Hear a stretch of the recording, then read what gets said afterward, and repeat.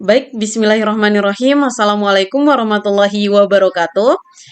Kami dari kelompok 1 akan mempresentasikan hasil artikel dengan judul Hands-on Container Clustering in Distributed Computing Lab Using Docker Swarm and Alma Linux untuk memenuhi tugas UAS mata kuliah komputasi paralel dan terdistribusi dosen pengampu Zulkifli Eskom MPD. Next.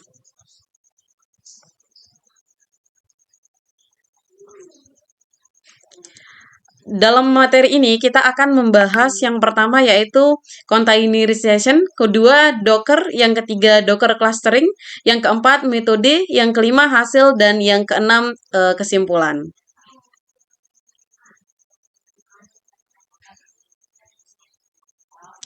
Sebelum kami mulai presentasi, izinkan kami memperkenalkan diri dulu. Perkenalkan, nama saya Baik Fadilatul Islamiyah dengan NIM akhiran 180 selaku moderator.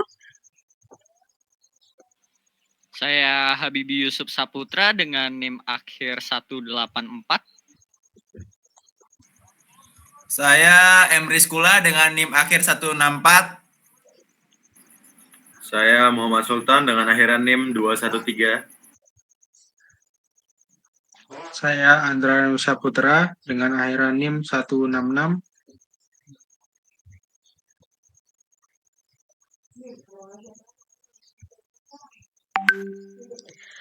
Oke, kita mulai membahas tentang pendahuluan dan materi tentang containerisasi, Docker, dan Docker clustering. Dalam hal ini akan disampaikan oleh rekan kami, Muhammad Sultan. Kami persilahkan. Ya, jadi yang pertama itu ada pendahuluan ya. Jadi dalam dunia pengembangan dan operasi perangkat lunak modern, efisiensi, skalabilitas, dan portabilitas adalah kunci. Kontainerisasi hadir sebagai solusi revolusioner untuk mencapai tujuan-tujuan ini. Teknologi ini memungkinkan aplikasi dan semua dependensinya dibungkus dalam sebuah unit mandiri yang dapat dijalankan secara konsisten di berbagai lingkungan. Nah, jadi di dunia IT sekarang nih kita tuh pengen aplikasi yang gampang, cepat, dan bisa jalan di mana aja kan. Nah, ada nih teknologi namanya kontainerisasi.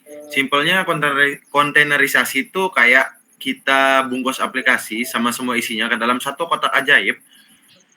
Begitu masuk kotak itu, aplikasi bisa jalan sama persis dimanapun kotaknya dibuka, mau di laptop, di server kantor, atau di cloud. Dulu ada Docker nih yang bikin ini semua gampang. Terus biar bisa ngatur banyak aplikasi, muncul deh Kubernetes, Docker Swarm, dan lain-lain. Mereka ini yang bikin kita bisa ngatur ribuan aplikasi biar nggak gampang rusak dan bisa nambah kapasitas sendiri. Kontainer sama sistem terdistribusi itu ibarat duet maut di internet modern sekarang ini. Mereka bikin layanan kita selalu siap, nggak gampang mati, dan bisa bagi-bagi kerjaan. Contohnya Docker Swarm ini cara paling gampang buat ngatur banyak kontainer jadi satu tim. Bikinnya mudah, ngaturnya pun simpel. Makanya kalau mau belajar kontainerisasi, Docker Swarm ini pas banget.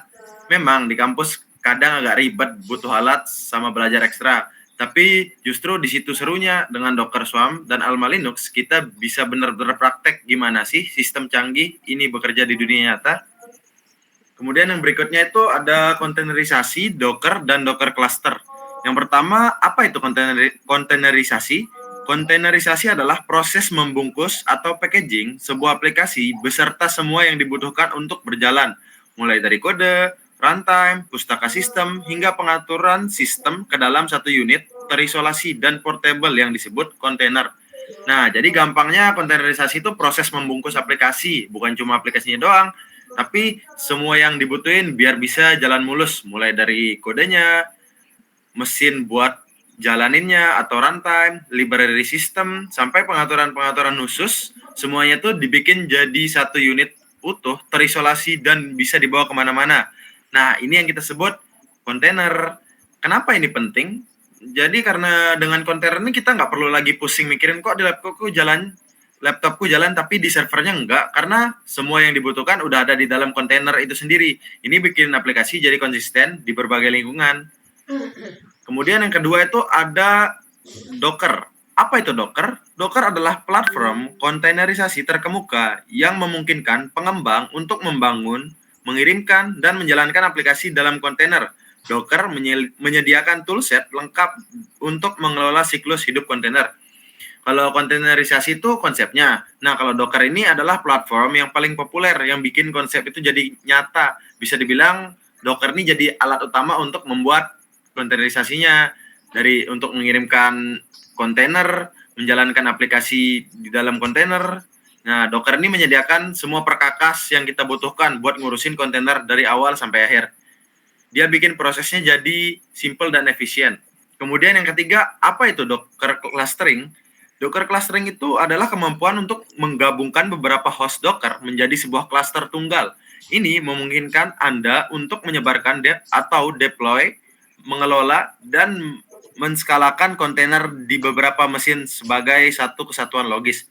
Tujuan utamanya adalah untuk orkestrasi kontainer, load balancing, high availability, dan manajemen sumber daya yang efisien. Nah, bayangin kalau kita punya banyak kontainer, kita mau dia tuh kerja bareng di beberapa komputer sekaligus, kayak satu tim besar. Nah, di sini Docker clustering berperan. Docker clustering kemampuannya buat ngegabungin beberapa komputer yang ada, Dockernya jadi satu cluster. Jadi kita bisa untuk deploy aplikasinya, mengelola kontainer-kontainernya, lalu menskalakan kontainer di banyak mesin secara bersamaan. Nah, tujuan utamanya jelas, orkestrasi kontainer, mengatur mereka biar kerja rapi. Lalu yang kedua tuh ada load balancing, bagi-bagi kerja, biar nggak ada yang lemot. Lalu high availability, aplikasi selalu siap dan nggak gampang mati. Dan yang terakhir, manajemen sumber daya, pakai CPU dan memori seefisien mungkin. Sekian. Kemudian kita lanjut untuk membahas tentang Docker clustering lebih dalam, yakni akan dibahas oleh rekan kami, Andrian Wahyu Saputra. Kami persilahkan. Oke, baik. Di sini saya akan membahas tentang apa itu Docker clustering. Mungkin nanti ada ini klasemennya. Jadi kita lebih perdalam lagi ya untuk Docker clusteringnya, karena tadi udah dijelasin sama teman kita Muhammad Sultan itu konsep umum atau gambaran umum dari Docker clustering, tapi di sini akan lebih dalam lagi. Kita ini penjelasan secara gampangnya kayak gini. Docker clustering itu bisa dibilang kayak ide dasar gitu. Ide dasarnya itu untuk ngejalanin beberapa kontainer dari Dockernya gitu yang ada di beberapa komputer yang berbeda-beda. Nah, jadi tujuannya itu apa? Jadi agar aplikasinya itu lebih tahan banting atau bisa dibilang masih bisa berjalan gitu di komputer lain dan menanganin skalabilitas lebih banyak lah gitu kan. Terus kita lanjut ke Docker Swarm. Nah, di sini bisa dibilang Docker Swarm ini alat-alat dari ininya, Docker clusteringnya gitu. Jadi bisa dibilang Docker Swarm itu kayak build engine, itu built-in dari Docker engine-nya. Jadi kayak alat orkestrasi kontainer bawaan dari Docker yang memungkinkan untuk mengubah sekelompok host dari Docker menjadi cluster virtualnya. Bisa dibilang di sini cocoknya itu digunain untuk proyek kecil sampai menengah, atau mungkin solusi dari orkestrasi yang lebih sederhana dan terintegrasi dengan sistem langsung dari Docker-nya gitu. Kita lanjut ke Kubernetes. Nah, di Kubernetes ini bisa dibilang secara singkat itu bisa dibilang KHS atau mungkin platform orkestrasi kontainer yang open source yang bisa dibilang paling populer juga dan paling banyak digunain. Ini dikembangin oleh Google gitu, yang dirancang memang untuk mengotomatiskan penyebaran, penskalaan, dan pengelolaan aplikasi dalam kontainer. Jadi biasanya digunain itu kayak sebagai pilihan utama gitu, aplikasi skala besar mungkin, kompleks, atau perusahaan yang membutuhkan kontrol penuh, fleksibilitas tinggi, dan ekosistem yang luas. Jadi dia ada kurva pembelajarannya gitu, lebih dalam lagi dari Docker Swarm. Nah, kita lanjut ke Apache Mesos. Ini dia gunain juga dengan Marathon. Jadi dia bisa dibilang kayak kernel terdistribusi yang mengabstrakkan sumber daya seluruh klasternya gitu. Mesos ini dibilang untuk ngelola CPU, RAM, sama penyimpanan dari banyak server, seolah-olah itu adalah satu komputer raksasa. Jadi ada juga maraton. Jadi maraton itu bisa dibilang kayak framework-nya yang berjalan di atas mesosnya, khususnya untuk biasanya jalanin dan ngelola aplikasi yang berjalan lama, seperti kontainer Docker-nya. Kita lanjut kapan digunain. Biasanya ini cocok untuk organisasi yang memiliki klaster besar dan kompleks, di mana mereka ingin menjalankan berbagai jenis beban kerja, bukan hanya kontainer saja ya, di klaster yang sama, dan membutuhkan efisiensi sumber daya yang tinggi. Tapi ini kurang populer biasanya, karena orkestrasinya kontainernya murni dibandingkan Kubernetes atau Docker Swarm, tapi sangat kuat untuk lingkungan mixed workload lah gitu. Jadi mungkin bisa dibilang saya ada perbandingan singkatnya gitu. Jadi kayak kalau misalkan Docker Swarm itu fokus utamanya itu orkestrasi kontainer yang mudah dan integrasi. Terus kalau yang Kubernetes dia lebih ke orkestrasi kontainer yang canggih dan lengkap. Kalau yang Apache Mesos dengan framework maratonnya dia memanajemen klaster umum untuk berbagai beban kerja. Terus kalau kompleksitasnya, kalau untuk Docker Swarm ini dia dari mulai yang level low atau rendah, sangat mudah diinstal atau dipasang dan digunakan. Tapi kalau untuk yang Kubernetes dia lebih tinggi gitu, karena kurva pembelajaran lebih curam atau lebih banyak konsep-konsep yang harus diperdalam lagi. Sama halnya dengan Apache Mesos, dia punya ini juga kompleksitas yang tinggi karena membutuhkan ahli untuk ini mempelajarinya. Terus ini untuk skalanya, untuk yang Docker Swarm, dia skalanya kecil hingga menengah gitu. Untuk project yang bisa diterapkan. Kalau yang Kubernetes, dia menengah hingga besar. Terus untuk yang ini, yang Apache Mesos, dia digunain untuk yang kayak perusahaan atau yang lebih besar lagi gitu. Karena dia ini mendukung berbagai beban kerja. Terus untuk fiturnya itu, kita ke Docker Swarm, biasanya itu ada dasar-dasarnya kayak penskalaan, self-healing, load balancing. Terus untuk yang Kubernetes, dia lengkap. Segala hal yang dibutuhkan untuk produksi skala besar, dia udah lengkap toolsnya. Terus untuk yang Apache Mesos, dia alokasi sumber daya itu tingkat rendah. Tapi dia bisa fleksibel untuk berbagai framework.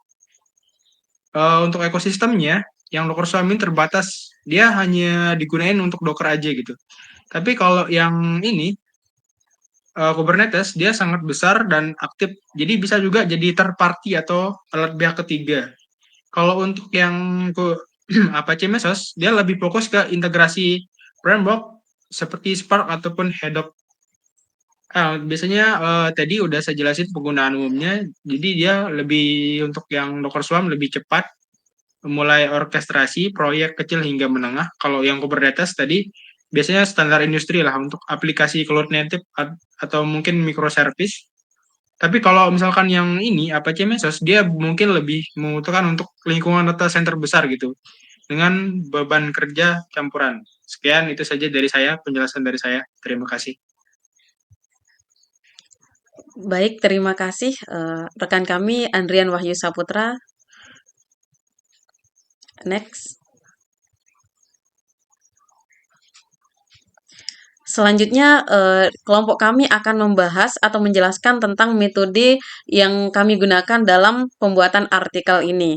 Dalam hal ini akan disampaikan oleh rekan kami Muhammad Rizukullah, kepadanya kami persilakan. Oke, jadi gini, di penelitian ini kami pakai pendekatan eksperimen, di mana kami bikin dan mencobain sistem kontainer clustering pakai Docker Swarm di lingkungan Alma Linux. Fokusnya adalah buat ngelihat seberapa oke sih sistem ini dari kinerja, skalabilitas, reliabilitas, dan efisiensi sumber daya di lab komputasi. Langkah-langkah yang kami lakuin, ya jadi gini, yang pertama kami persiapkan dulu environment-nya atau lingkungannya. Kami pasang di beberapa node, terus dipastikan Docker udah terinstall rapi di setiap node. Kami juga atur jaringan biar node-node ini bisa ngobrol satu sama lain tanpa masalah. Yang kedua, kami bikin cluster Docker Swarm. Kami mulai dengan inisialisasi Swarmdot yang jadi manajer. Terus kami tambahin node worker ke dalam cluster dan cek status biar yakin semuanya kehubung. Yang ketiga, kami deploy layanan. Kami deploy layanan kayak web service gitu. Dengan pakai arsitektur lokal dual replika biar layanannya tetap jalan meski ada kendala. Kami juga atur supaya beban kinerja dibagi rata di semua node biar semuanya kebagian tugas. Jadi kami bagi dua kontainer. Jadi yang kontainer pertama untuk database-nya, terus yang kedua itu service-nya. Hasilnya, sistem ini bisa dideploy layanan dengan cepat dan beban kerja terbagi secara merata di seluruh node cluster. Pokoknya sistem ini udah jalan dengan mulus sampai tahap deployment. Jadi itu aja metode yang kami pakai. Sekian. Baik, selanjutnya.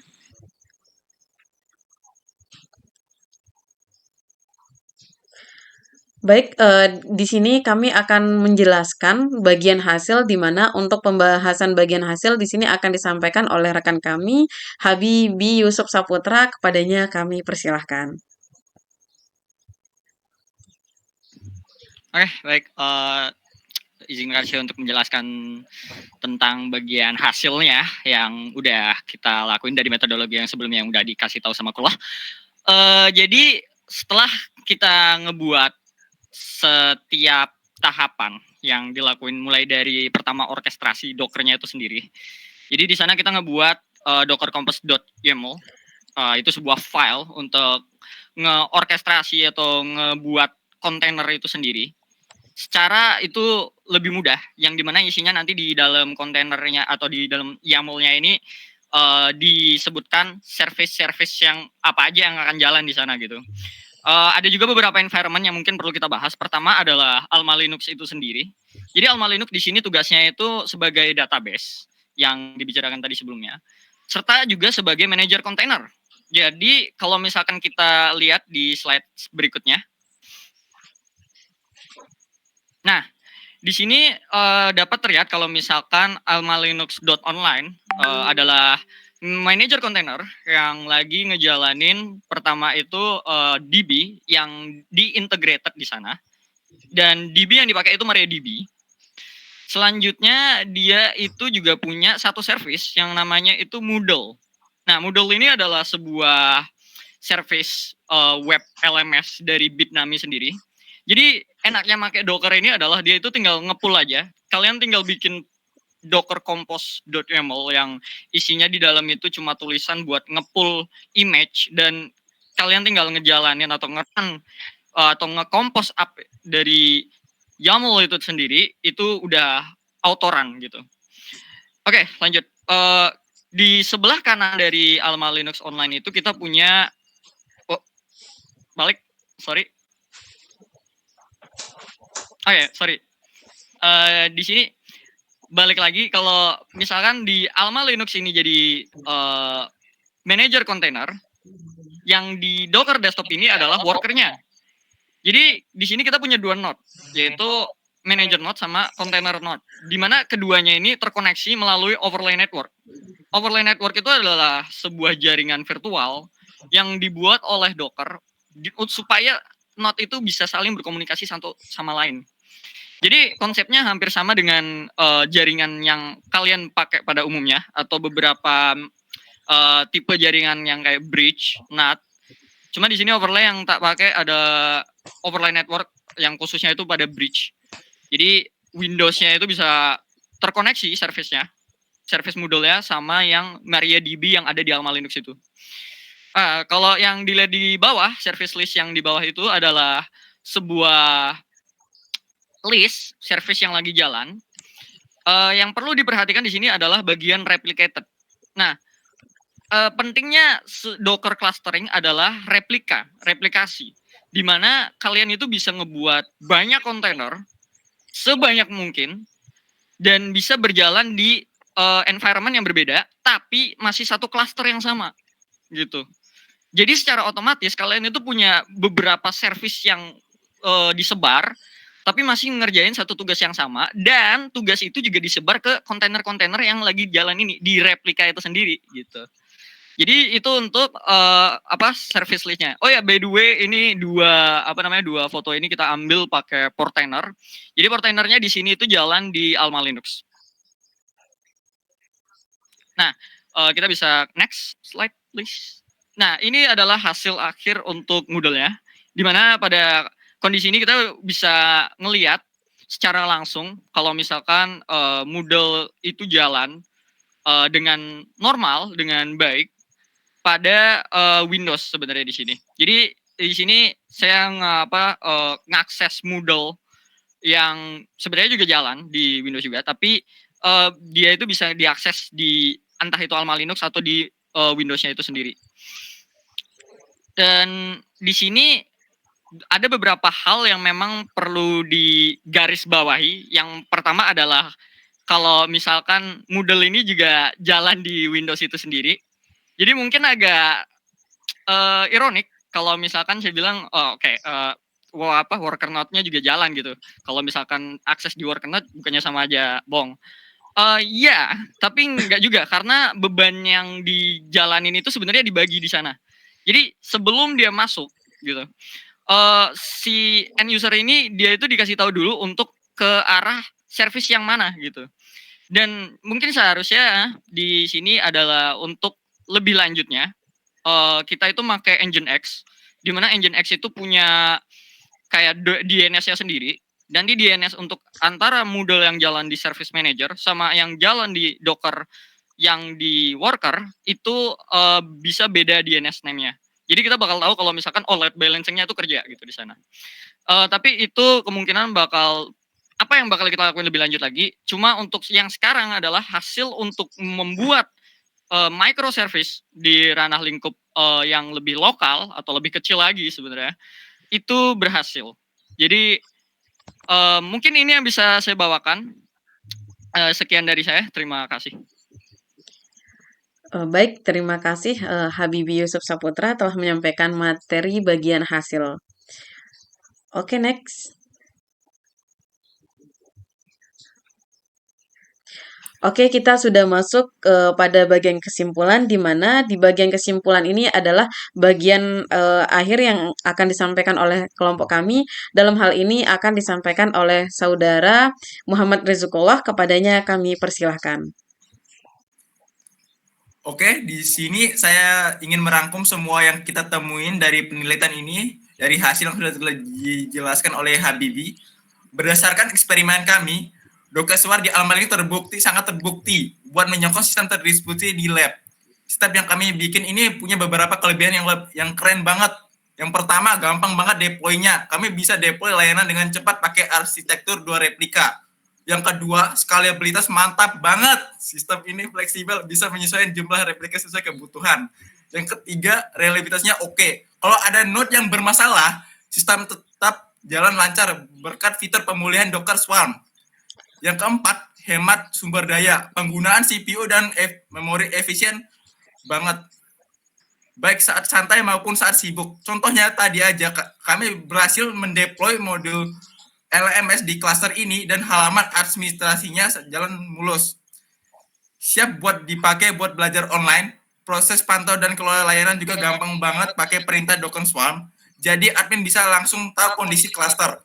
Intinya, penelitian ini nunjukin kalau Docker Swarm di Alma Linux adalah solusi yang paling bagus atau top buat lab atau institusi pendidikan yang mau coba teknologi container clustering. Cocok banget buat belajar atau riset soal komputasi terdistribusi. Oke, mungkin itu saja dari saya. Oke, next. Baik, sekian yang kelompok 1 bisa sampaikan. Terima kasih atas segala perhatian dan mohon maaf atas segala kekurangan. Kami dari kelompok 1 pamit undur diri. Wassalamualaikum warahmatullahi wabarakatuh.